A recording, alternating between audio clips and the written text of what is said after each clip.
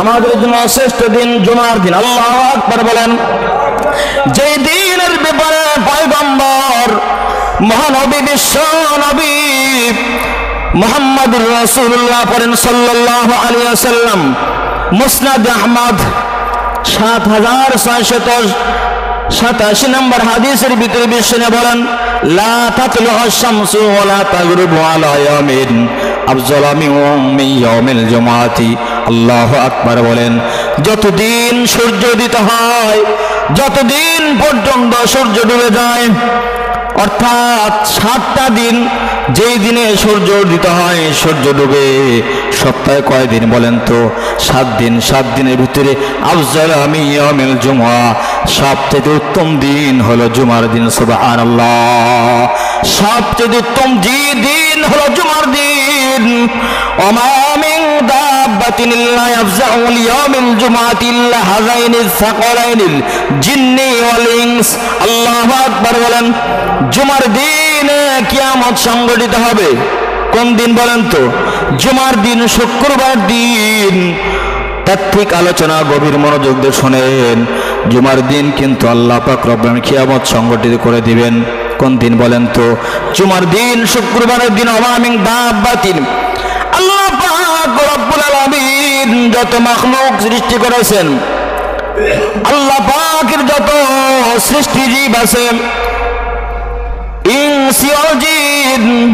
জিন এবং মানুষ ব্যতীত যত মাখলুক আছে, যখন শুক্রবার এসে যায় তারা বড় চিন্তিত হয়, ভীত সন্ত্রস্ত হয়।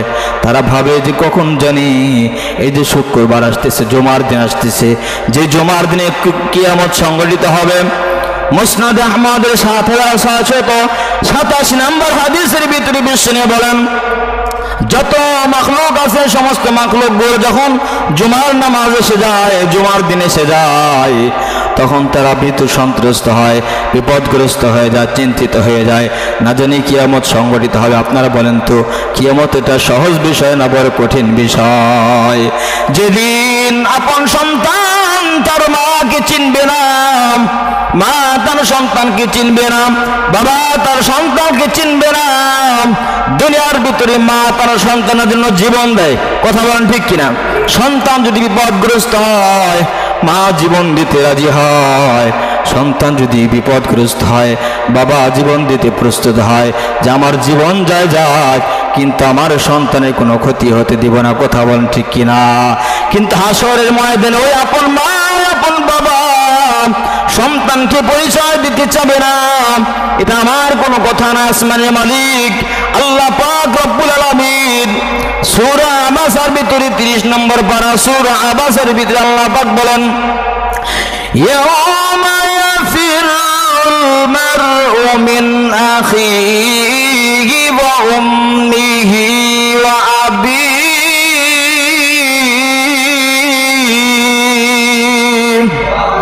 মহান আল্লাহ পাক রব্বুল আলামিন মহাগ্রন্থ পবিত্র কোরআন কারীমের সূরা আবাসা 30 নম্বর পারার ভিতরে বলেন, ইয়াওমা ইয়াফিরুল মারউ মিন আখি।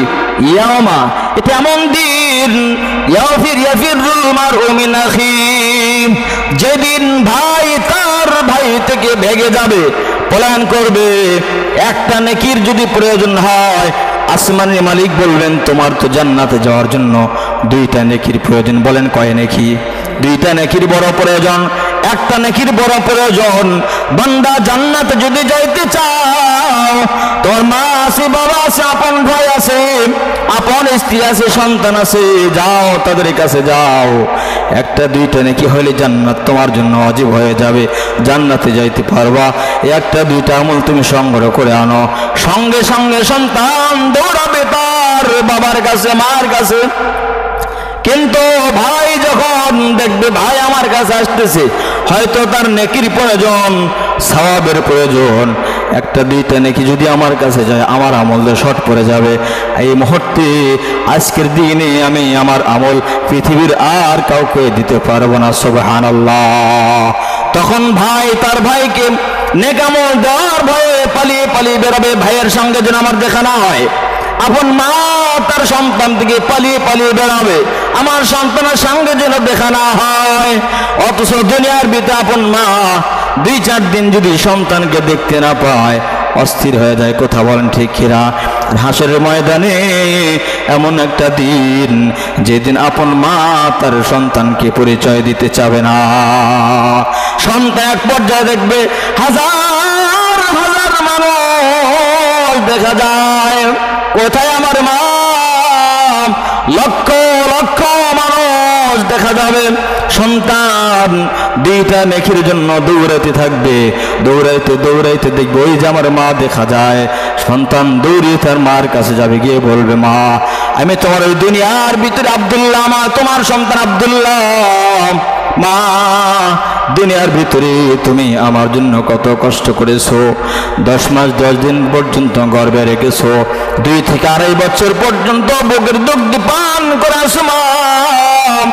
আমি সন্তান অসুস্থ হইলে তুমি পাগল হয়ে গিয়েছো, আমি তোমার ওই সন্তান 2টা নেকির জন্য জান্নাতে যাইতে পারতেছি না। মা বলবে কোথায় আমার সন্তান? তুমি তো আমার সন্তান না, দুনিয়ার ভিতরে আমার কোনো সন্তান ছিল না, দুনিয়ার ভিতরে আমার তো বিবাহ শাদী হয় নাই, কোথায় থেকে তুমি আসছো? সুহকান সুহকান সুহকান, সরে যাও সরে যাও, দুনিয়ার ভিতরে আমার বিবাহ হয় নাই, দুনিয়ার ভিতরে আমার কোনো সন্তান ছিল না। আজকে 2টা নেকি কেন, একটা নেকিও আমি তোমাকে দিতে পারবো না। সুবহানাল্লাহ বলেন। এই হলো আসর দিনের অবস্থা। ভাই তার ভাই থেকে পলায়ন করবে। শব্দ ভাইয়ের কথা কেন আগে আসছে? ইয়াউমা ইয়াফিরুল মারউ মিন আখি, যে ভাই তার ভাই থেকে পলায়ন করবে। কারণ হলো দুনিয়ার ভিতরে ভাইকে যদি কেউ আঘাত করে, দেখেন আপনি সর্বপ্রথম যে আগে লাঠি নিয়ে দৌড় দেয় সেটা হলো ভাই। কথা বলেন ঠিক কিনা? আপন ভাইকে যদি কেউ মারধর করে, বাজারে গেছে, বাজারে যাওয়ার পর কেউ যদি আপন ভাইকে কেউ আঘাত করে, রাস্তায় লাঠি নিয়ে বসে থাকে যে কোন দিক দিয়ে যাবি, তুই যে দিক দিয়ে বাসায় যাবি, রাস্তার ভিতরে লাঠি নিয়ে বসে থাকে। কথা বলেন ঠিক কিনা? যে তোকে বাড়িতে যাওয়ার কোনো সুযোগ দিব না, আমার ভাইয়ের গায়ে আঘাত করেছিস। এই জন্য ভাইয়ের কথা আগে বলেছে।